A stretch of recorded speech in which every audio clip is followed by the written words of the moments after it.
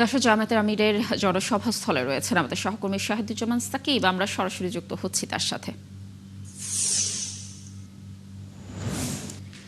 সাকিব, জামায়াতের আমির কখন নাগাদ জনসভাস্থলে পৌঁছাবেন, এ বিষয়ে কোনো তথ্য পেয়েছেন কিনা জানাবেন, এবং নেতাকর্মীদের ভিড় কেমন দেখছেন জামায়াতের আমিরের আসা উপলক্ষে? তারা কি বলছেন, তাদের প্রত্যাশার জায়গা কি জানাবেন?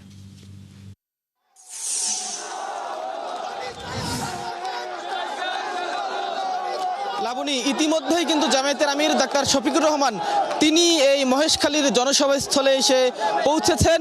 কিছুক্ষণের মধ্যেই হয়তো এই জনসভায় উপস্থিত জনতার উদ্দেশ্যে ডাক্তার শফিকুর রহমান তিনি বক্তব্য রাখবেন। এবং এখন এই মহেশখালী এবং কুতুবদিয়ায় জামায়াতের যিনি সংসদ সদস্য প্রার্থী ডক্টর এইচ.এম. হামিদুর রহমান আজাদ তিনি বক্তব্য রাখছেন। এরপরেই জামায়াতের আমির বক্তব্য দিবেন। তার এই আজকে মহেশখালী সফরকে কেন্দ্র করে কিন্তু এই অঞ্চলের মানুষের মধ্যে আমরা বেশ উচ্ছ্বাস লক্ষ্য করেছি। সকাল থেকেই ছোট ছোট মিছিল নিয়ে দুই উপজেলার কুতুবদিয়া এবং মহেশখালীর এই দুই উপজেলার মানুষ কিন্তু এখানে নানা ঢঙে নানা রঙে এই মহেশখালীর এই সমাবেশ স্থলে এসে উপস্থিত হয়েছেন। তারা বলছেন যে এই অঞ্চলের মানুষ সমুদ্র বেষ্টিত হওয়ায় নানাভাবে তারা বঞ্চিত রয়েছেন। তাদের যে দুই প্রধান আয়ের উৎস লবণ এবং মহেশখালীর বিখ্যাত পান, সেই পানের এবং লবণের ন্যায্য মূল্য তারা পান না। এছাড়া তাদের এখানে মেডিকেল কলেজ হাসপাতাল নেই, চিকিৎসা সেবা সহ নানা ধরনের অসুবিধা তাদের রয়েছে এই অঞ্চলের মানুষের।